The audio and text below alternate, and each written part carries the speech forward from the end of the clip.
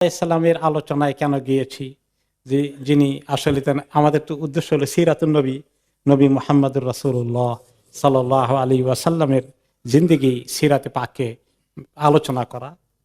এক নম্বর হচ্ছে যে তিনি তো ওনার পূর্বপুরুষ, রাসূলুল্লাহ সাল্লাল্লাহু আলাইহি ওয়াসাল্লামের বংশ ওনার থেকেই এসেছে। এবং তিনি এক পর্যায়ে বলেছেন রাসূলুল্লাহ সাল্লাল্লাহু আলাইহি ওয়াসাল্লাম, আমি হচ্ছি দাওয়াত আবি ইব্রাহিম। ইব্রাহিম আলাইহিস সালাম যে দোয়া করেছিলেন আল্লাহ তাআলার কাছে যে আল্লাহ এদের মধ্যে এমন নবী পাঠান যে তাদেরকে আল্লাহর কোরআন তেলাওয়াত করে শোনাবে, যে তাদেরকে পবিত্রতার দিকে নিয়ে আসবে, তাওহীদের দিকে নিয়ে আসবে, শিরক থেকে মুক্ত করে। এই দোয়ার ফল হচ্ছে আমি। এছাড়া ইব্রাহিম আলাইহিস সালামকে আল্লাহ তাআলা একটা উম্মত বলেছেন, ইন্না ইব্রাহিমা কানা উম্মাতান কানিতান লিল্লাহি হানিফা। তিনি নিজেই একটা উম্মত, মানে একটা জাতির মতো। এই উম্মতের অর্থ অবশ্য এখানে তাফসীর কারকগণ বলেছেন আল ইমামুল্লাযী ইউআল্লিমুন নাস আল খায়র, যিনি মানুষকে কল্যাণের দিকে নিয়ে এসেছেন, সেই ইমাম হিসাবে ওনাকে উম্মাহ শব্দ ব্যবহার করা হয়েছে।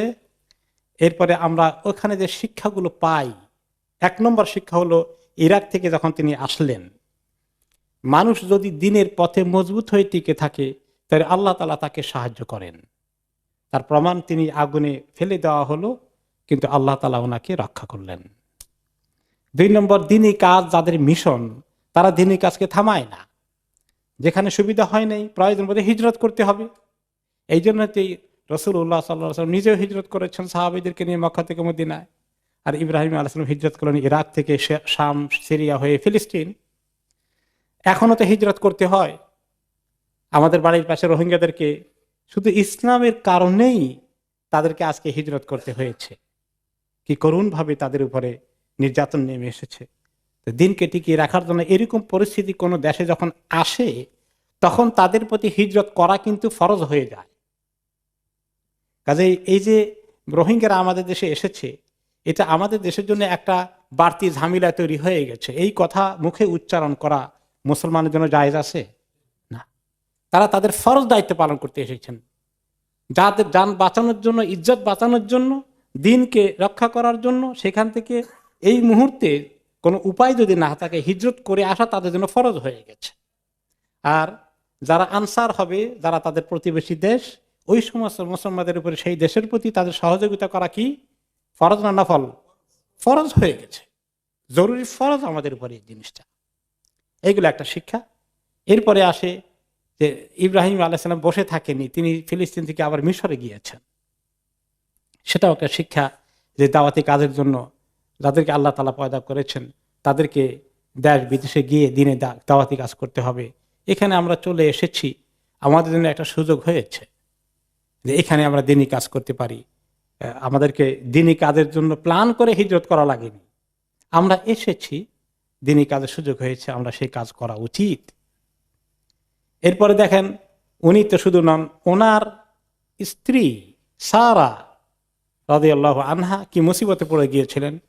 এত সতী সাধবী নারী, তার উপরে লোলুপ দৃষ্টি পড়েছে, কিন্তু তিনি আল্লাহ তাআলার কাছে ফরিয়াদ করলেন, যার কারণে আল্লাহ তাআলা ওনার ইজ্জতের হেফাজত করলেন। তো এখানে দেখা যায় যে কঠিন বিপদে আল্লাহর কাছে সাহায্য চাইলে আল্লাহ তাআলা আমাদেরকে সাহায্য করতে পারেন, এই আশা, এই কনফিডেন্স আমাদের থাকা উচিত। এরপরে ইসমাইল আলাইহিস সালাম, তিনি কি পরীক্ষা পাশ করেছিলেন। আল্লাহ তাআলা এই সন্তানকে, প্রথম সন্তানকে জীবনে পাওয়া, কেবল বড় হয়েছে, টিনএজের শুরু, এই সময় আল্লাহ তাআলা হুকুম দিলেন তাকে জবাই করো, কোরবানি করে দাও। আর সেই কোরবানি করতে তিনি যখন শেয়ার করলেন যে বাবা তুমি কি মনে করো, আমাকে আল্লাহ এখন স্বপ্ন দেখাচ্ছেন, বাবাও জানেন ছেলেও জানেন আল্লাহর স্বপ্ন মানি ওয়াহি, নির্দেশ। তখন তিনি কি বললেন, ইসমাইল আলাইহিস সালাম, আব্বা আপনি কার্যকরী করেন আল্লাহর হুকুম, আপনি পাবেন, আমি সবরের সাথে সেটাকে মেনে নিয়েছি। আপনি কোনো ইতস্তত করবেন না, হেজিটেশন করবেন না। কি স্পিরিট আল্লাহর হুকুমকে মেনে নেওয়ার জন্য, এটার নামই তো ইসলাম, আল্লাহর হুকুমের কাছে আত্মসমর্পণ করা, নিজেকে সুপর্দ করে দেওয়া। মুমিন জীবনে এভাবে পরীক্ষা নিরীক্ষা যখন আসে, তখন তারা আল্লাহ তাআলা যদি কোনো কঠিন পরিস্থিতিতে ফেলে দেয়, তখন তারা সেটাকে অ্যাকসেপ্ট করে ফেলে, যে কিভাবে আল্লাহ তাআলার কাছে আমরা পাশ করব, সেই চিন্তায় তারা থাকে। ইব্রাহিম আলাইহিস সালামের সঙ্গে নবী করিম সাল্লাল্লাহু আলাইহি সাল্লাম এবং এই উম্মতের আরো সম্পর্ক আছে। আল্লাহ তাআলা আমাদের ব্যাপারে বলছেন সূরা আল হজের ৭৮ নম্বর আয়াতে, মিল্লাতা আবিকুম ইব্রাহিম হুয়া সাম্মাকুমুল মুসলিমিন। তোমাদের এই মুসলিম উম্মা, এই তোমাদের যে দিন ইসলাম, এটা হচ্ছে তোমাদের পিতা ইব্রাহিমের মিল্লাত, ইব্রাহিমের দিন। হুয়া সাম্মাকুমুল মুসলিমিন, তিনি তোমাদেরকে মুসলিম এই শব্দটির নামটি এভাবে দিয়েছেন। এখন মুসলিম তো আদম আলাইহিস সালামও মুসলিম ছিলেন, নূহ আলাইহিস সালাম মুসলিম ছিলেন এবং তাদের উম্মা। তো ইব্রাহিম আলাইহিস সালাম মুসলিম নাম কেন কিভাবে দিলেন, এটা অর্থটা কি? মুসলিম যে আল্লাহর হুকুমকে মেনে নেয়। এখন এরকম আরো অনেক শব্দ আরবিতে আছে, মুতিয়া যে আল্লাহর হুকুম মানে। এরকম অনেক শব্দ আসতে পারে, কিন্তু পরিচয় আইডেন্টি হিসাবে, জাতি হিসাবে, উম্মত হিসাবে তিনি মুসলিমটাকে, এই টার্মিনোলজিটাকে ব্যবহার করেছেন, এই পরিভাষাটাকে তিনি অ্যাপ্লাই করেছেন এই উম্মতের পরিচয় হিসাবে, আইডেন্টিটি হিসাবে। কিন্তু আমাদের অনেক, আমরা মোমেন, আমরা মুতিয়া, আমরা সলেহ, এরকম সবগুলোই চলে। কিন্তু কিন্তু এই উম্মতের পরিচয় এক নম্বর কোনটা? এই উম্মতকে রেফার করতে হলে মুসলিম। এটা আসছে ইব্রাহিম আলাইহিস সালাম, এটা এই শব্দটাকে পছন্দ করেছেন, যেটা আজকে আমাদের জাতিগত পরিচয় হয়ে গেছে। হুয়া সাম্মাকুমুল মুসলিমিন, এই নামকরণ তিনি করেছেন। কাজে আমাদের সঙ্গে, এই নবীর সঙ্গে ইব্রাহিম আলাইহিস সালামের সম্পর্ক বহু দিক থেকে। আমরা যখন হজে যাই, সেখানে আল্লাহ তাআলা আমাদেরকে কি বলেছেন? ওয়াত্তাখিযু মিন মাকামি ইব্রাহিমা মুসাল্লা। তোমরা ইব্রাহিম আলাইহিস সালাম যেখানে দাঁড়িয়ে, যে পাথরের উপরে দাঁড়িয়ে কাবা ঘরের দেওয়াল নির্মাণ করতেন, সেটা সেই জায়গাটা যেখানে রাখা হয়েছে, এই এরিয়াটাকে বলা হয় মাকামি ইব্রাহিম, ইব্রাহিমের জায়গা, ইব্রাহিমের কেয়াম করার জায়গা, ইব্রাহিমের দাঁড়ানোর জায়গা। যে পাথরের উপর তিনি দাঁড়িয়েছিলেন, সেই এরিয়া, কেন্দ্রিক এরিয়াটা হচ্ছে মাকামি ইব্রাহিম। সেখানে আমরা তাওয়াফের পরে 2 রাকাত নামাজ পড়ার কথা। তবে যদি মাতাফ ভর্তি হয়ে যায়, সেখানে এই 2 রাকাত নামাজ পড়া না যায়, তাহলে বাইতুল্লাহর যে কোনো জায়গায় পড়লেই আদায় হয়ে যাবে। মানুষকে তাওয়াফে ডিস্টার্ব করে জাহেলদের মতো সেইখানে জোর করে নামাজ পড়ার জন্য আল্লাহ তাআলা হুকুমটা দেননি। সুবিধা হলে পড়বো, না হলে যে কোনো জায়গায় পড়লেই তাওয়াফের 2 রাকাত সালাত আদায় হয়ে যাবে। এরপরে ইব্রাহিম আলাইহিস সালামের ঘটনার মধ্যে আজকে আমরা যে বিষয়ের দিকে নতুন আলোচনায় যাব, যে এই কাবা শরীফে আশেপাশে যিনি ইব্রাহিম আলাইহিস সালাম তাওহীদ প্রতিষ্ঠা করতে আসলেন, সেই জায়গার মধ্যে এত শিরক কেমনে আসলো, এই ঘটনার দিকে আমরা যাব। তার আগে এই প্রসঙ্গে আল্লাহ তাআলার কাছে তিনি দোয়া করলেন, ওয়াইদ ক্বালা ইব্রাহিম রাব্বি জাআল হাযাল বালাদা আমিনা ওয়াজনুবনি ওয়া বানিয়া আন না'বুদাল আসনাম। যখন ইব্রাহিম বলেছিলেন, হে রব, এই শহরকে আপনি নিরাপত্তার শহর বানিয়ে দিন।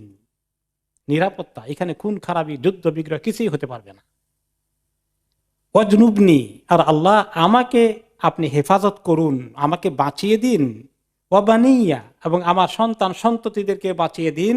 আন না'বুদাল আসনাম, আমরা যেন কেউ মূর্তি পূজার দিকে না যাই।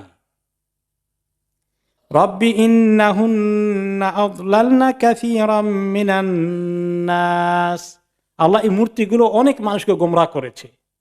মূর্তির মানুষের কাছে কাছে গিয়ে গোমরাহ করার কোনো শক্তি আছে নাকি? অর্থাৎ মূর্তির উসিলায় মানুষ প্রচুর এই গুনার মধ্যে গোমরাহিতে চলে গিয়েছে। নূহ আলাইহিস সালামের জামানায় পর থেকে এই যে কিভাবে নূহ আলাইহিস সালামের আগেই আদম আলাইহিস সালামের শিক্ষা থেকে দূরে গিয়ে লোকেরা কি করে ফেললো, বিভিন্ন রকমের মূর্তি জোগাড় করে ফেললো। এই মূর্তিগুলোর ইতিহাস, একসময় এই মূর্তির অরিজিনাল মানুষগুলো ছিল বড় ওয়ালি আল্লাহ। এদেরকে আস্তে আস্তে মানুষ কি এক পর্যায়ে তাদের মূর্তি বানিয়ে পূজা করা শুরু করে দিল। তো এই যে মূর্তি মানুষের মধ্যে অনেক বিভ্রান্তির কারণ হয়ে গেল। আল্লাহ, আপনি এই মানুষগুলোকে, আমার রেখে যাওয়া এই সন্তান সন্ততি এবং এই এই শহরের লোকগুলোকে আপনি মূর্তি পূজা থেকে আল্লাহ রক্ষা করেন। ফামান তাবিআনি ফাইন্নাহু মিন্নি, যে আমাকে অনুসরণ করে, এই তাওহীদের উপরে থাকে, আল্লাহ সে তো আমার অন্তর্ভুক্ত হবেই, তার জন্য তো সুখবর। ওমান আসানি ফাইন্নাকা গাফুরুর রহিম, আর কেউ যদি নাফরমানি করে ফেলে, গুনার দিকে চলে যায়, তাহলে আশা করছি আপনি তো গাফুর এবং রাহিম, কেউ ভুল করে ফেললে আপনি তাকে মাফ করে দিয়েন। ইব্রাহিম আলাইহিসসালাম আরো দোয়া করেন, অনেক দোয়া করেছেন, কোরআনের পাকে ওনার দোয়া ভর্তি, প্রচুর দোয়া করেছেন। তার মধ্যে অন্যতম একটা দোয়া ছিল সূরা আল বাকারার 124 নম্বর আয়াতে, ক্বালা ইন্নী জাইলুকা লিন-নাসি ইমামা ক্বালা ওয়া মিন যুররিয়্যাতি ক্বালা লা ইয়ানালু আহদিয যালিমিন। তখন তিনি বলেন যে হে আল্লাহ, আপনি আমাকে ইমাম বানিয়ে দেন। ইমাম বানানোর এত হওয়ার শখ হওয়া কি ভালো নাকি? এটা থেকে প্রশ্ন করতে পারেন যে ইমাম অর্থটা কি, সেটা আরেকটি আয়াত থেকে সূরা আল ফুরকানে আমাদের সন্তান সন্ততির জন্য আমরা দোয়া করি, যখন আল্লাহ তাআলা একটা সুন্দর দোয়া শিখিয়ে দিয়েছেন, রব্বানা হাব লানা মিন আজওয়াজিনা ওয়া যুররিয়াতিনা কুররাতা আয়ুন ওয়াজআলনা লিল মুত্তাকিনা ইমামা। হে আল্লাহ, আমাদের স্বামী স্ত্রী এবং আমাদের সন্তান সন্ততি সবাইকে চক্ষু শীতল হওয়ার কারণ বানিয়ে দিন, তাদেরকে দেখলে যেন আমাদের চক্ষু জুড়িয়ে যায়। এত ভালো দিনদার নেককা নাকি নাদুস নুদুস খুব স্বাস্থ্য হয়ে যায়, এটা দেখলে খুব ভালো লাগে, ওইটা না। যে আমাদের ছেলে পেলে স্ত্রী পরিবার যেন তারা যেন এত সুন্দর দিনদার, সুন্দর আখলাক চরিত্রবান হয়ে যায়, আখলাকওয়ালা, যাদেরকে দেখলে আমাদের মনটা জুড়িয়ে যায়, এমন সন্তান সন্ততি স্বামী স্ত্রী আমাদেরকে দান করুন। ওয়াজআলনা লিল মুত্তাকিনা ইমামা, আর আল্লাহ আমাদেরকে মুত্তাকিদের ইমাম বানিয়ে দিন। এই ইমামের অর্থ হচ্ছে আমাম, আমাম মানে সামনে থাকা। অর্থাৎ প্রত্যেকটি কাজে যেন আমরা নেক কাজের যেন সামনে থাকি, ভালো কাজে যেন সামনে থাকি। নামাজ পড়তে আসলে যেন আমরা কোন লাইনে পড়ি, প্রথম কাতারে পড়তে পারি। তালিমের মধ্যে আসতে হলে সবার আগে চলে আসতে পারি, যত কাছে বসতে পারি। এইভাবে দিনই কাজে আমাদেরকে সামনে রাখেন, ফ্রন্ট লাইনে রাখেন। পেছনে পেছনে পড়ে থাকে কিছু লোক। ভালো ছাত্র যারা স্কুল কলেজে মাদ্রাসায়, তারা কোন টেবিলে কোন লাইনে বসে? ফার্স্ট বেঞ্চে বসে। আমি তো আমার জীবনে ফার্স্ট বেঞ্চ, সেকেন্ড বেঞ্চ হলে আমার কষ্ট হয়ে যেত। আর কিছু কিছু ছাত্র আছে খালি পিছনে বসে থাকে। তো এই জন্য সামনে বসতে হবে। তো তিনি এইটার দোয়া করেছেন, আমরাও সেটার দোয়া করি, আমাদেরকে ইমাম বানিয়ে দেন। সবাই ইমাম হয়ে গেলে মুসল্লি পাবেন কই? তো অর্থ হচ্ছে যে আমাদেরকে সামনে দিনের কাজে নিয়ে যান। তো ইব্রাহিম আলাইহিস সালাম এইরকমই দোয়া করেছে যে আমি দিনই কাজে আমাকে একদম ফ্রন্ট লাইনে রাখেন। তো আল্লাহ তাআলা বলে দিলেন এখানে, অবশ্যই এটা আল্লাহর হুকুম, ক্বালা ইন্নী জাইলুকা লিন-নাসি ইমামা। এখানে অবশ্য আল্লাহ তাআলা ওনাকে বলেছেন যে আমি তোমাকে লোকদের জন্য ইমাম বানিয়ে দেব। এই ইমামের অর্থ হলো ঠিকই ও নবুয়ত দান করবেন, লিডার, যিনি লোকদেরকে দ্বীনের দিকে নিয়ে আসবেন। এখানে ইমামের আরেকটি অর্থ, ওনাকে দায়িত্ব দেওয়া হবে এই মানুষকে দ্বীনের দিকে আনার জন্য, এবং পজিশন দেওয়া হবে, সম্মান দেওয়া হবে। তো তিনি দোয়া করলেন, ক্বালা মিন যুররিয়্যাতি, আল্লাহ আমার জ্ঞাতি গোষ্ঠী সন্তান সন্ততির মধ্যে থেকেও অনেককে ইমাম বানিয়ে দেন। তো আল্লাহ তাআলা দিয়েছেন, সবাইকে আবার দেবেন না। ওনার গোষ্ঠীর দুইটি ধারা, একটি ধারা ইসমাইল আলাইহিস সালামের, আরেকটি ধারা ইসহাক আলাইহিস সালামের। পরবর্তী পর্যায়ে যত নবী দুনিয়াতে এসেছে সবাই ইব্রাহিম আলাইহিস সালামের বংশ থেকেই এসেছে। ইসহাক আলাইহিস সালামের ধারা থেকে আসে অনেক বনি ইসরাইলের, মুসা আলাইহিস সালাম, ঈসা আলাইহিস সালাম, দাউদ আলাইহিস সালাম, সুলাইমান আলাইহিস সালাম, ইউসুফ আলাইহিস সালাম, ইয়াকুব আলাইহিস সালাম, হিউজ লিস্ট। তো সবাই ইমাম হয়েছে, এটা আল্লাহ কবুল করেছেন। আর ইসমাইল আলাইহিস সালামের ধারা থেকে কে এসেছেন? মুহাম্মদুর রাসূলুল্লাহ সাল্লাল্লাহু আলাইহি ওয়াসাল্লাম, মাত্র একজন এসেছেন। আর সেই একজন কোনজন? সাইয়্যিদুল আম্বিয়া ওয়াল মুরসালিন। এই যে তিনি দোয়া করেছেন আল্লাহ তাআলার কাছে, ওয়া মিন যুররিয়্যাতি, এই মক্কায় যে দোয়া করেছেন, সেই দোয়ার রেজাল্ট হচ্ছে আমি। কে বলেছেন? রাসূলুল্লাহ সাল্লাল্লাহু আলাইহি ওয়াসাল্লাম। আনা দাওয়াত আবি ইব্রাহিম, ইব্রাহিম আলাইহিস সালাম আমার পিতা যে দোয়া করেছিলেন তার রেজাল্ট হচ্ছে আমি, আমাকে আল্লাহ এই ধারা থেকে পাঠিয়েছেন। এখন ইব্রাহিম আলাইহিস সালাম সবাইকে তো আল্লাহ নবী বানাবেন না, আর এই পজিশন দেবেন না। আল্লাহ তাআলা বলে দিলেন দেবতা কিছু, কিন্তু লা ইয়ানালু আহদিয যালিমিন, তোমার গোষ্ঠী, তোমার সন্তান সন্ততি, আগামী বংশধর যারা জালিম হবে তাদেরকে আমি এই পজিশন দেব না। শিরক করবে আর তাকে নবী বানাবেন নাকি আল্লাহ তাআলা? তাহলে আল্লাহ তাআলা এখানে ইঙ্গিত করেছেন যে ওনার গোষ্ঠীর মধ্যে দেখা যায় কিছু এরকম আসবে যে পাওয়া গেল। এখন এত ভালো পিতা, এত ভালো গোষ্ঠী, যাদের পূর্বপুরুষ নবী, প্রথমে ইব্রাহিম আলাইসাল্লাম, তারপরে ইসমাইল আলাইসাল্লাম, তারা কেমনি এত শিরক করলো, এদের কাহিনী এবার শোনেন কিভাবে শিরকের আবিষ্কার হলো। ইসমাইল আলাইসালামের এই শিক্ষা বহুদিন পর্যন্ত চলতে থাকে, ওনার গোষ্ঠীর মধ্যে এই তাওহীদের ধারা চলতে থাকে। হতে হতে এক পর্যায়ে অনেক পরে নবী করিম সাল্লাল্লাহু আলাইহি সাল্লামের আসার বেশ আগে তাদের এক লিডার আসলো, তার নাম হচ্ছে আমর ইবনে লুহাই। আমর ইবনে লুহাই এই লোকটি কুরাইশদের সর্দার হয়ে সে মক্কা রাজত্ব করলো। তার ব্যাপারে যেটা আসছে, এই লোকটাই দ্বীন ইব্রাহিমকে চেঞ্জ করেছে, শিরক নিয়ে এসেছে। তার কাহিনী হচ্ছে এই, ফাইন্নাহু নাশা আলা আমরিন আযীমিন মিনাল মারুফ ওয়াস সাদাকা। তার ব্রট আপ হয়, সে বড় হয় মক্কায় কুরাইশ বংশের। এই লোকটি অনেক ভালো কাজ, ভালো যোগ্যতা, ভালো গুণাবলী, দান খরাত অনেক করত। ওয়াল হিরস আলা উমুর দ্বীন, এবং দ্বীনের রক্ষণাবেক্ষণের কাজ, বাইতুল্লাহর রক্ষণাবেক্ষণের কাজ, সবকিছুর জিম্মাদারি তার হাতে ছিল। He is the leader. ফাআহাব্বাহুন নাস হুব্বান আযীমান, এবং তার লিডারশিপ সাংঘাতিকভাবে অ্যাকসেপ্টেড হয়ে যায়, ওয়েল অ্যাকসেপ্টেড লিডার, দ্বীনি লিডার, রাজনৈতিক লিডার, শাসনকর্তা, দ্বীনের প্রধান পুরোহিতের কাজ সবকিছু তার হাতে। হাত্তা ওয়াদানু লিআজলি যালিকা, এবং সবাই তার আনুগত্য স্বীকার করে ফেললো। হাত্তা মাল্লাকুহু আলাইহি, বলে যে আমরা আপনাকে শুধু লিডার না, একেবারে বাদশা বানিয়ে দেব, আপনি আমাদের শাসনকর্তা হয়ে পুরোপুরি মানে একদম কিং হয়ে যাবেন। ওয়াসারা মুলকু মক্কা ওয়া ওয়ালায়াতুল বাইত বিয়াদিহি, মক্কার রাজনৈতিক এই রাজত্ব এবং এই আল্লাহর ঘরের জিম্মাদারির শরফ, পজিশন, স্ট্যাটাস সব তার হাতে, এবং সে যা বলে সবাই শুনে, এত মানা তাকে মানে। ওয়াযান্নু আন্নাহু মিন আকাবিরিল উলামা ওয়া আফাদিলিল আউলিয়া, সবাই মনে করলো উনি তো সবচেয়ে বড় আলেম দ্বীনে ইব্রাহিমের, আর অনেক বড় ওলি আল্লাহ। এরকম ভাবে লোকেরা তাকে অ্যাকসেপ্ট করা শুরু করে দিল। সুম্মা ইন্নাহু সাফারা ইলা শাম, এক পর্যায়ে সে হিজরত মানে ব্যবসা বাণিজ্য বা কোনো উপলক্ষে শাম দেশে গেল। শাম মানে সিরিয়া। সেখানে গিয়ে দেখতে পেল ফারাআহুম ইয়াবুদুনাল আওসান, সেখানেই দেখে তাদের কি সুন্দর সুন্দর মূর্তি আছে। ও, কত কায়দা করে তারা এগুলোর ইবাদত করে। তা আমরা তো এগুলো সব মিস করতেছি, যে আল্লাহর ইবাদত করি তাকে দেখিও তো না। এই মূর্তিগুলো দেখে তার ভিতরে মূর্তির আকর্ষণ পয়দা হয়ে গেল। ফারাআহুম ইয়াবুদুনাল আসনান ফাস্তাহসানা যালিকা ওয়া যান্নাহু হাক্কান, সে এটাকে খুবই পছন্দ করলো আর মনে করলো এই কাজটা জরুরি দ্বীনি কাজ, এটা দ্বীনেরই অংশ হিসাবে তার ইতমিনান হয়ে গেল। কারণ লিআন্না শাম মাহাল্লা রুসুল ওয়াল কুতুব, কারণ এই শাম দেশ ফিলিস্তিন এবং সিরিয়াকে একসঙ্গে, এবং জর্ডানকে, লেবাননকে, সবগুলোকে একসঙ্গে বলা হয় বেলাদুস শাম, শাম দেশ। যে এই শাম দেশে আল্লাহ প্রচুর নবী পাঠিয়েছে, বনি ইসরায়েলের ভিতরেই তো বেশি নবী এসেছে, তাদের বসবাস ছিল এই এলাকায়। তো এই সব নবীদের দেশ।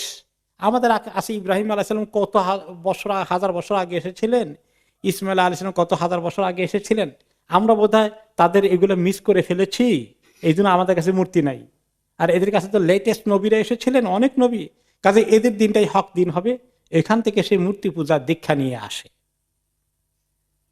ফালাহুমুল ফাদিলাতু বিযালিকা আলা আহলিল হিজাজ ওয়া গায়রিহিম, হিজাজ ওয়ালাদের উপর মক্কা মদিনা ওয়ালাদের তুলনায় এদের অবশ্যই দ্বীনি জ্ঞান অনেক বেশি। তারা আখেরি নবীদেরকে, লেটেস্ট নবীদেরকে পেয়েছেন, কাজে তারা যেটা করেন সেটাই ঠিক দিন হবে। ফারাজা ইলা মক্কা ওয়া কাদিমা মাহু বিহুবাল, এখন সে মক্কায় আসলো, ওদেরকে অনুরোধ করে বলল, আমরা তো মক্কাবাসী, তোমাদের এত মূর্তি আছে, আমাদের তো একটাও নাই, তো মেহেরবানি করে তোমাদের বড় ফজিলত ওয়ালা একটা মূর্তি দিয়ে দাও। এই ফজিলতের মূর্তি দিয়েছে হোবাল, হোবাল নিয়ে আসে। ওয়াজআলাহু ফি জাওফিল কাবা, আর এই মূর্তিটাকে কাবার ভিতরে ঢুকাই দিয়েছে একদম। ওয়াদা আহলা মক্কা ইলা শিরক বিল্লাহ, এই এসে শিরকের লেসন দেওয়া শুরু করে দিল, এই দ্বীনে ইব্রাহিমকে পরিবর্তন করে ফেলল। তাওহীদের দ্বীনের মধ্যে কি ঢুকিয়ে দিল? শিরক ঢুকিয়ে দিল। ফাআজাবু, এত বড় লিডার, এত বড় আলেম, এত বড় ওলি আল্লাহ তাদের, নাউজুবিল্লাহ, সে যখন বলে এটাই তো ঠিক হবে, ওলি আল্লাহ তো সে তাদের কাছে, কাজে তার কথা তারা গ্রহণ করে ফেললো। মক্কাবাসীরা সবাই শিরকের দিকে চলে আসলো। ও সবাই মক্কা তার কথা সাড়া দিল, সবাই না হলেও মেজরিটি। ও আহলুল হিজাজে ফি দীনিহিম তাবাউন লিআহলি মক্কা। আর মক্কার আশেপাশে যত শহর আছে তারাও অচিরেই তারাও মক্কাবাসীকে ফলো করে, তারাও ফলো করা শুরু করে দিল। এবার আস্তে আস্তে আরব উপদ্বীপের জাজিরাতুল আরবিয়ার অনেক জায়গায় এইভাবে শিরক ছড়িয়ে পড়ল। ওকে, তো এইভাবে করতে গিয়ে তারা এখন শিরক তাদের দিনে ঢুকলো। কিন্তু স্টিল কিছু কিছু তাদের মধ্যে কি আছে, ইব্রাহিম আলাইহিস সালামের দিন তো কিছু এখনো আছে, অনেক ঘটনা আসবে। আব্রাহা যখন অ্যাটাক করেছে, আব্দুল মুত্তালিব বলে যে, আব্রাহা তাকে ডাকলো, সে বলে যে তুমি কি চাও, এ কথা বলে না যে আল্লাহর ঘরটা আমারে আক্রমণ করো না, না বলে বলে যে আমার যে উটগুলো ধরে নিয়ে আসছো, ছাগলগুলো, ওগুলো ফেরত দিয়ে দাও। তা আব্রাহা কি বললো, আমি তো মনে করছি তুমি অনেক বড় লিডার আব্দুল মুত্তালিব, আল্লাহর ঘরে যাতে অ্যাটাক না করা হয়, তোমাদের পবিত্র ঘর, এইটার ব্যাপারে বলবা। তুমি বলা যে তোমার গরু ছাগল বা উট এগুলো নিয়ে তুমি চিন্তায় আসো, এত বড় ঘরের কোনো চিন্তা নাই। আমি তো উটের মালিক, কিন্তু ঘরের মালিক তো আল্লাহ, আরেকজন আছেন, তিনি যদি চান সেটা তিনি হেফাজত করবেন, আমাকে তুমি আমার উটগুলো দিয়ে দাও। তো তাতে বোঝা গেল যে আল্লাহ যে একজন আছে এটা তারা জানে। একজন আব্দুল মুত্তালিব, তার এক ছেলের নাম রেখেছে আব্দুল্লাহ, আবার আরেক ছেলের নাম আব্দুল ওজ্জা, ওজ্জা মূর্তির সন্তান, দাস। তো আল্লাহ আছে, মূর্তিও আছে। তো এভাবে করে তারা দ্বীনে ইব্রাহিমের কিছু অংশ আছে, আর কিছু অংশ তাদের মন গড়া পরিবর্তন করে শিরক বিদআত ঢুকিয়ে দিয়েছে। এমনকি তারা যে সমস্ত বিদআত করেছে এবং শিরক ঢুকিয়েছে, তার মধ্যে একটা হলো তালবিয়া, লাব্বাইক আল্লাহুম্মা লাব্বাইক, লাব্বাইক লা শারীকা লাক লাব্বাইক, ইন্নাল হামদা ওয়ান নি'মাতা লাকা ওয়াল মুলক লা শারীকা লাক। এত সুন্দর তালবিয়া হজ ওমরাহ তাওয়াফ করতে গেলে এর মধ্যে পরিবর্তন নিয়ে এসেছে। এই কুরাইশ বংশের একটা নাম ছিল নিজার গোত্র, তারা যখন মক্কার শাসনভার পায়, তারা তখন অ্যাড করলো শিরকের তালবিয়া। কিভাবে তারা শুরু করলো, লাব্বাইক লা শারীকা লাক, লাব্বাইকে তো আছে, আপনার কোনো শরীক নাই আল্লাহ, ইল্লা শারীকান হুয়া লাকা, তবে ওই শরীকটা যেটা আপনি ঠিক করে নিয়েছেন, লা হাওলা ওয়ালা কুওয়াতা ইল্লা বিল্লাহ, তামলিকু হুয়া মা মালাক, ওই শরীক যে এমন শরীক আপনার মতো বরাবর না, ওই শরীকের মালিকানাও আপনার হাতে। আর এই শরীক যদি কিছু মালিকানা তার কোনো জিনিস থাকে, সেই জিনিস এবং সেই নিজে সব আপনার মালিকানার ভিতরে আছে। তার মানে এগুলো সবগুলো ছোটখাটো মাবুদ, আপনি কিন্তু বড় ঠিক আছেন, সেই ব্যাপারে আমরা কম্প্রোমাইজ করছি না। হিন্দুদের সবচেয়ে বড়টা ঈশ্বর, আর বাকি অনেক দেবতা আছে। ঠিক এই লাইনে তাদের সবচেয়ে অন্যতম আরেকটা বড় নাম করা মাবুদ বা মূর্তি ছিল, একটা তো শুনলাম আমরা হুবল, মক্কার ভিতরে কাবা ঘরের ভিতরে ঢুকানো আছে। আর এ ছিল মানাত, লাত এবং মানাতের মধ্যে শুনেছি, তার মধ্যে মানাত একটা, কানা মানসুবান আলা সাহিলের বাহরি বিকুদাইদ, এটা আরব সাগরের তীরে ছিল, মক্কা মদিনার মাঝখানে প্রায়। সমস্ত আরবরা এটাকে খুব সম্মান করতে সেখানে যেত, এবং মদিনাবাসী যে আউস এবং খাজরাজ যারা পরে ইসলাম কবুল করেছেন, তাদের অনেক বড় মাবুদ ছিল এই মানাত। সেখানে তারা তীর্থ পালন করতে, মানে এক রকমের হজ করতে সেখানে তারা আসতেন। এরপরে ছিল লাত, এটা ছিল তাইফ বাসীদের বড় মূর্তি। আর এটা ছিল উজ্জা, এটা ছিল ওয়াদি নাখলা, যেটা মক্কা এবং তাইফের মাঝখানে একটি শহর। এরপরে এইগুলো বড় বড় কতগুলো মূর্তি, এছাড়া তাদের অগণিত মূর্তি ছিল। স্বয়ং রাসূলুল্লাহ সাল্লাল্লাহু আলাইহি ওয়াসাল্লাম যখন মক্কা শরীফ বিজয় করেন, মক্কার ভিতরে কয়টা মূর্তি পেয়েছেন? তাই কাবাঘরের ভিতরে 360টি পেয়েছেন। তো এক কাবাঘরের ভিতরে 360, আর প্রত্যেক কবিলায়, গোত্রে, উপগোত্রে, বিভিন্ন জায়গায়, বাজারে, ঘাটে, হাটে, মাঠে, সব জায়গায় বিভিন্ন মূর্তি যে সয়লাভ করে ফেলেছে। এই জন্য যখন নবী করিম সাল্লাল্লাহু আলাইহি ওয়াসাল্লাম বলে যে লা ইলাহা ইল্লাল্লাহ, কোনো মাবুদ নাই একমাত্র আল্লাহ ছাড়া, তারা বললো কি এটা কেমন কথা, এত মূর্তি এত মাবুদ দিয়ে কোন রকমের টিকে আছি, সব যদি নাই হয়ে যায়, একজনে কেমনে ঠিক রাখবে সব? আজালাল আলিহাতা ইলাহা ওয়াহিদা ইন্না হাযা লাশাইউন উজাব, সব মাবুদ ফেলে দিয়ে কয় একমাত্র এক মাবুদ, আশ্চর্য কথা, চলবে কেমনে? তারা আশ্চর্য হয়ে গেল। এইভাবে শিরক গোটা আরব দেশের গলিতে গলিতে ছড়িয়ে পড়লো। তাহলে কিভাবে আরবদের মধ্যে এই শিরকের প্রচলন হলো? ইব্রাহিম আলাইহিস সালামের সন্তানদের, তাওহীদের সন্তানের মধ্যে। এখানে একটা বড় শিক্ষা কি জানেন? বাপ দাদা 14 গোষ্ঠী অনেক বড় বুজুর্গ ছিলেন, কামেল ছিলেন। তারপরে তার 14 গোষ্ঠী আস্তে আস্তে নামতে নামতে কোন দিকে গিয়েছে? তাওহীদের মধ্যে আছে না শিরকে গিয়েছে? ওই যে বড় ওলি আল্লাহ যিনি ছিলেন তার মাজার হয়ে গেছে এখন শিরকের কেন্দ্র, আখড়া। ঠিক কিনা? একই সিলসিলা।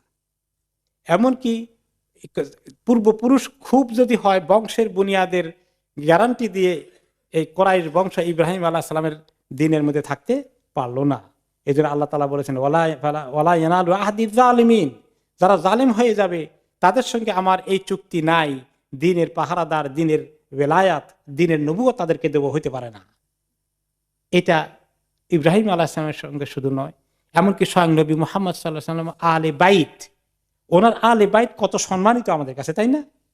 এখন আলে বাইতের গোষ্ঠী বিভিন্ন জায়গায় যেতে যেতে তারাও ঠিক একই অবস্থা হয়ে গেছে। অনেক ক্ষেত্রে শিরক বিদআতে লিপ্ত হয়ে গেছে আলে বাইতের এই জমানার মধ্যে আর কি। আগের জমানা না, কয়েক জেনারেশন, বহু জেনারেশন একদম সহি দ্বীনের উপরে ওনার থেকে ছিলেন। কিন্তু এখনো বিভিন্ন জায়গায় তারা, ইয়ামানে অন্যান্য জায়গায় দেখা যায় যে তারা আলে বাইতের দাবি করে। কতটুকুন দাবি, কার কতটুকুন বংশবনিয়া ঠিক আছে সে করা তো মুশকিল, কিন্তু অনেক আলে বাইতের দাবিদার কিন্তু এই যে মাজার কেন্দ্রিক শিরক বিদআতে লিপ্ত। তাহলে বোঝা গেল যে ওলি আল্লাহর সন্তান হলে তার 14 গোষ্ঠী, তার 10, 12, 13, 14, 20তম গোষ্ঠী ওইটা বিক্রি করে করে খায়, কিন্তু দিন থেকে সরে যেতে পারে। এটা আমাদের জমানায় তার প্রমাণ পাওয়া যাচ্ছে। এবার আসুন, আরবরা কি কি এই ইব্রাহিমের দিনের মধ্যে ঢুকলো। একটা তো আমরা শিরক পেলাম, লাত, মানাত, উজ্জা, হুবল এগুলো ঢুকিয়েছে।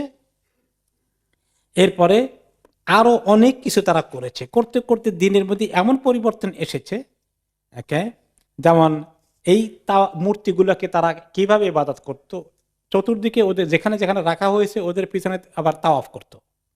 যেটা এখন কোন কোন ওলি আল্লাহর কবরের মাজারে গেলে আপনি কি দেখবেন? তাওয়াফ করে। মূর্তিদেরকে সেজদা করত, এখনো কোন কোন মাজারে গেলে সেজদা করে, দেখছেন? আমি দেখেছি, নিজামুদ্দিন আউলিয়ার মাজারে গিয়েছি, দেখেছি সরাসরি সেজদা করছে, সরাসরি সেজদা করছে এবং তাওয়াফ করছে, 7 বার তাওয়াফ করে। আউযুবিল্লাহ মিন যালিক। আফ্রিকা, এশিয়া বিভিন্ন জায়গায় এগুলো আছে। এগুলো তারা শুরু করে দিয়েছিল। এমনকি তারা তীর্থ মানে হজ করতে যেত, অমুক তা মাজারের হজ করবে, তারা অমুক মূর্তির হজ করতে যায়। এরপরে তারা অনেক খাবার দাবার সেখানে দিয়ে আসতো, যে মূর্তি এগুলা খাবে, খাবার কবুল করবে। যেই কনসেপ্টটা এখন বিভিন্ন মূর্তি আলাদের কাছে আসে না? হিন্দু ধর্মে, বিভিন্ন চাইনিজদের বিভিন্ন ধর্মে দেখবেন তাদের ওই ইবাদতখানা ঘরের মধ্যে খাবার দিয়ে আসে, এগুলা তাদের মাবুদরা নাকি খায়, অথচ আমরা দেখি সবগুলা পোকামাকড়ে খায়। এরপরে কিছু জানোয়ারকে তারা ওয়াকফ করে দিত, এগুলাকে কেউ খেতে পারবে না, এগুলার উপরে কেউ সওয়ার হইতে পারবে না, এগুলাকে কোনো কাজে লাগাতে পারবে না, এগুলা আল্লাহর ওয়াস্তে ষাঁড় ছেড়ে দিয়েছে, এগুলা খুব মোবারক জিনিস। এরকম করে কিছু তারা ইবাদত নিয়ে এসেছিল। এরপরে তারা আরো কি করত? এক ধরনের ভাগ্য পরীক্ষা করত। কিভাবে? এটাকে বলা হয়তো আজলাম। তো তারা এগুলা নিয়ে কেউ কেউ বসে থাকতো, এক ধরনের লটারি মতো আর কি। আমি এই কাজটা করব, আমার ছেলেকে বিয়ে করবো অমুক জায়গায়, ঠিক আছে কিনা? আমি বাণিজ্য সফরে সিরিয়া দেশে যাব, আমরা যে ইস্তেখারা করি, তাদের ইস্তেখারা হলো শিরকের ইস্তেখারা। তো এখন এই ইস্তেখারা করার জন্য তারা শিরকের তরিকায় কি করে, সেখানে 3টা এই কার্ডের মতো আছে আর কি, প্লে করে। তো এই 3টা, একটার মধ্যে থাকে নাম, আরেকটার মধ্যে থাকে লা, আরেকটার মধ্যে থাকে গোফল। তো এখানে ওটা খেলতে হয়। খেলে কার্ডটা খেললে যারা এগুলা করে তারা কিছু পুরোহিত, ওরা আবার ওই নেয় আর কি, এটার জন্য ফি নেয়, ভালো ইনকাম হয় আর কি। তো যখন দেখুন যে আমি এই কাজটা করবো, ঠিক আছে কিনা, তখন একটা চক্করের মতো ঘুরায়, তখন বেরিয়ে যখন কার্ডে বেরিয়ে আসে নাম, ওকে তাহলে ঠিক আছে, যাও তুমি কাজ করো, পজিটিভ। আর যদি লা আসে, ওই কার্ডটা বেরিয়ে আসে, তাহলে করবা না। আর গোফল, যে হ্যাঁ না না কোনোটাই আসলো না, মাঝখানে আসলো যে মানে এটা কি বলা যায়, হিডলেস।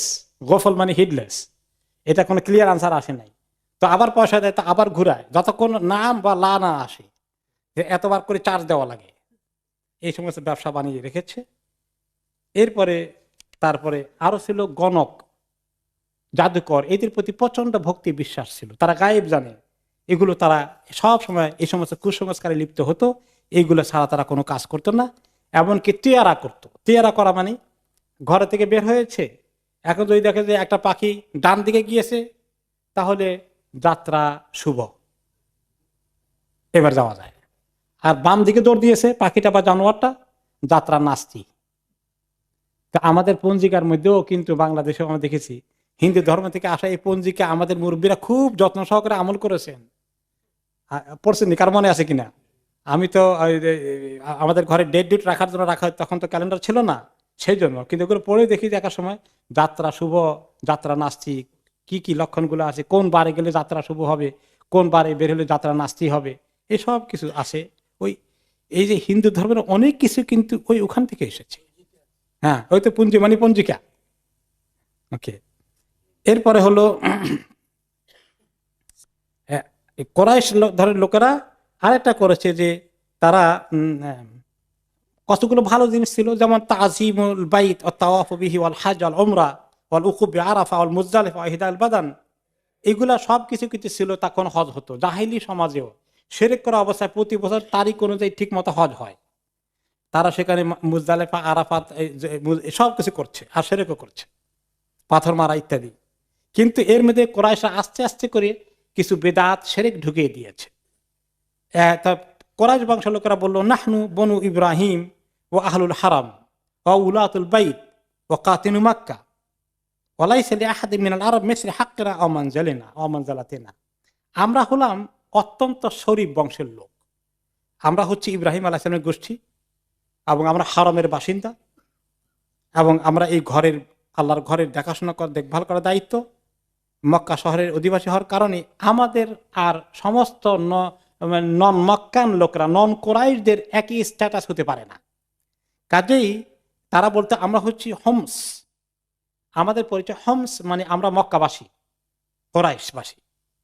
কাজেই আমরা হজ করতে গেলে আমাদের হারাম এরিয়ার বাইরে হালালে যাওয়া ঠিক হবে না, এগুলা নন হোমস লোকেরা যাবে। এই যে আরাফাত হজের মেইন কাজ, এটা হলো হারাম এরিয়ার বাইরে, কিন্তু হারামের ভিতরে হলো মিনা এবং মুজদালিফা, আরাফাত হারাম এরিয়ার বাইরে ছোট্ট হারাম এরিয়া যেটা আছে কয়েক বর্গ মাইল, তার মধ্যে আমাদেরকে বেরিয়ে আসতে হয় আরাফাতে। আরাফাত তার মূল কাজ যদি হজের, এটা হারাম এরিয়ার বাইরে। তারা বলে আমরা ওখানে যাওয়া ঠিক না, তারা মিনা থেকে মুজদালিফায় আসে, তারা আরাফাতে যায় না। আরাফাতে যাবে সব যারা নন মাক্কান তাদের জন্য, আমরা এত শানদার লোক, আমরা হারামের ভিতরেই থাকতে হবে। এই একটা উল্টাপাল্টা কাজ করলো। এই জন্যই আল্লাহ তাআলা যখন হজ ফরজ করেছেন, তখন তিনি কোরাইশ বংশের লোকেরা তো অনেকে এই ব্যাপারে হজ করতেছে। মক্কা বিজয় পরে রাসূলুল্লাহ সাল্লাল্লাহু আলাইহি ওয়াসাল্লাম যখন হজ করবেন, তখন তো তিনি কোথায় যাবেন? আরাফাতে যাবেন। তখন যদি আরব লোকেরা মনে করে যে আমাদের 14 গোষ্ঠীর এত সুন্দর একটা সিস্টেমকে মুহাম্মদ ব্রেক করে দিয়েছে, আমাদেরকে এখন আরাফাতে যাইতে বাধ্য করছে, সেজন্য আল্লাহ তাআলা কোরআনের আয়াত নাযিল করলেন কি, সুম্মা আফিদু মিন হাইসু আফাদান নাস, সেখানে তোমরা যাও হজে ক্যাম্প করার জন্য, সেখান থেকে মুজদালিফায় আসো, যেখানে সবাই যায়, আরাফাতের ওখানে যেতে হবে তোমাদেরকে।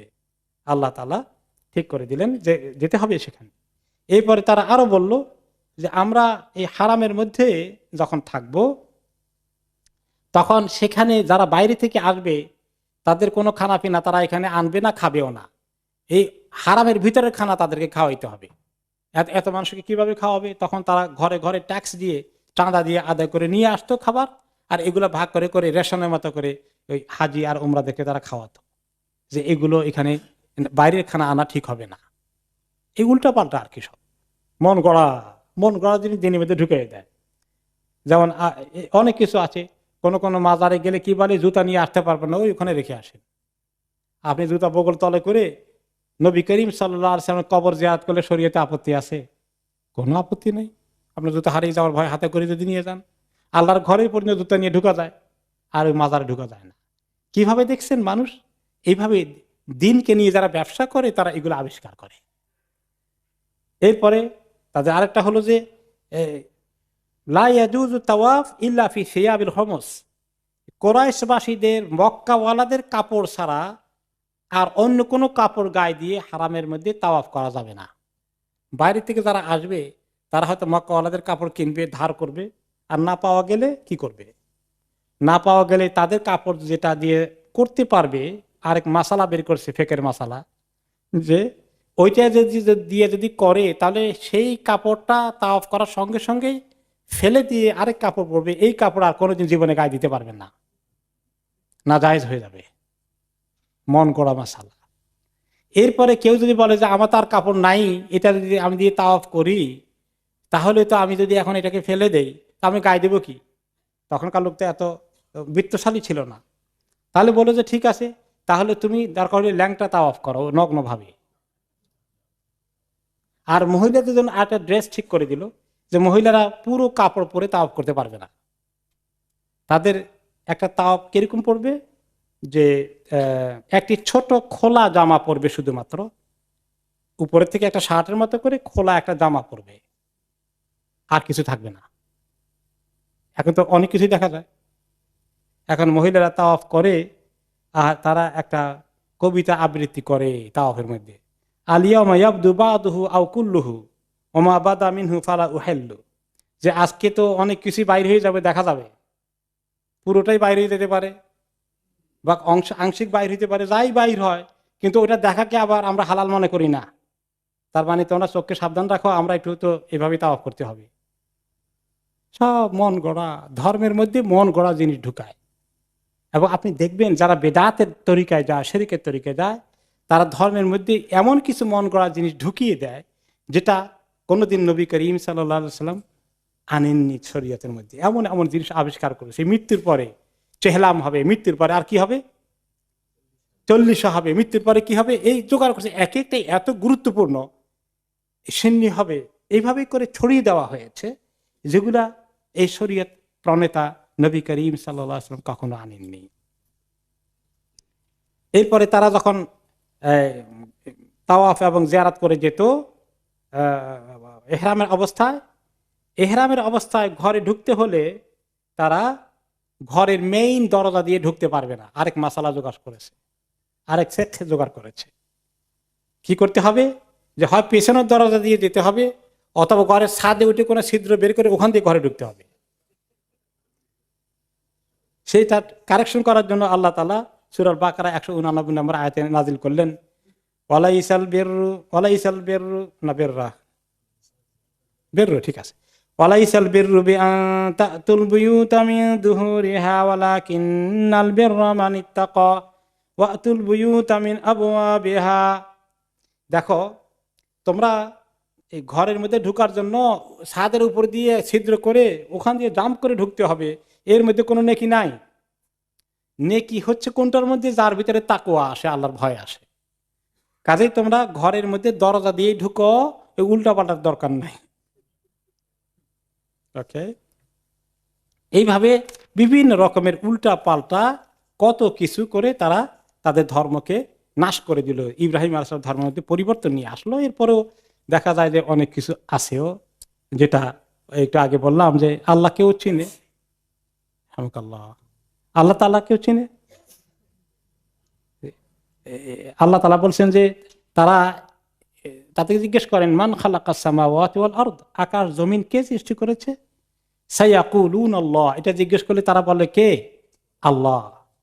তাহলে তাদেরকে এই মূর্তিগুলোর ইবাদত কেন করো? লিয়ুকাররিবুনা ইলাল্লাহি যুলফা, যে তারা আমাদেরকে আল্লাহর কাছে একটু নৈকট্য অর্জন করার জন্য একটু আমাদের কাছে নিয়ে যাবে আল্লাহর কাছে। আমরা সরাসরি যাওয়া তো মুশকিল, কারো উসিলায় যাইতে হয়, কারো মাধ্যমে ধরতে, কাকে ধরে যাইতে হয়। এইটাও আমাদের এই উম্মতের মধ্যে কিছু ঢুকেছে কিনা? হ্যাঁ, সরাসরি আল্লাহর কাছে যাবা এত সাহস, একজনকে ধরো তার তরিকায় পার হয়ে যাবা। একই জিনিস রিপিট হচ্ছে এই উম্মতের মধ্যে। হ্যাঁ, বাবা পার করে দেবে, ঠিক। ওকে, এইভাবে করে করে তারা বিভিন্ন জিনিস তারা নিয়ে আসলো, এবং এইগুলো দিনে ইব্রাহিমকে একদম বিকৃত করে ফেললো। এভাবে মূর্তি ছড়িয়ে পড়লো। তবে তখনও কিন্তু আরব দেশে, এই মক্কাতেই কোরাইশদের ভিতরেও অল্প কিছু লোক ছিল যারা হারিয়ে গেছে তাদের কাছে আল্লাহর ইবাদত কেমনি করতে হয়, নামাজ কেমনি পড়তে হয়, ইব্রাহিম আলাইসাল্লামের, ইসমাইল আলাইসালামের কথাগুলো তাদের কাছে আর নাই। কিন্তু তারা এ শিরক করেনি, তারা জানে যে শিরক ঠিক না। এইরকম যারা ছিলেন তাদেরকে বলা হতো আহনাফ, হানিফ, শিরক মুক্ত ছিলেন তারা। তাদের মধ্যে অন্যতম ছিলেন কে? নবী মুহাম্মদুর রাসূলুল্লাহ সাল্লাল্লাহু আলাইহি ওয়াসাল্লাম। জীবনে কোনো মূর্তির কাছে মাথা নত করেননি। এরকম অনেক হানিফ ছিলেন বিভিন্ন জায়গায়। তা কিন্তু তারা জানতেন না, স্বয়ং মুহাম্মদ সাল্লাল্লাহু আলাইহি ওয়াসাল্লাম জানতেন না আল্লাহ তো আছেন, কিন্তু আল্লাহকে ডাকবো কেমনে? কারণ ওই ইব্রাহিম আলাইহিস সালামের, ইসমাইল আলাইহিস সালামের শরীরটা অলমোস্ট মুছে গিয়েছে। আল্লাহ তাআলা যখন ওহী নাযিল করে দিলেন, তখন আল্লাহ তাআলা ওনাকে শিখিয়ে দিলেন, জিবরীল আলাইহিস সালাম আসেন শিখাতে কিভাবে নামাজ পড়তে হয়। তো এইভাবে করে তাদের মধ্যে মিক্স আপ হয়ে গেল। অনেক তারা জানতো এই ঘরের মালিক আল্লাহ, এই ঘর বানিয়েছেন ইব্রাহিম আলাইহিস সালাম, কিন্তু এটা সত্ত্বেও তাদের মধ্যে এই সমস্ত খারাপ জিনিস ঢুকে পড়ল।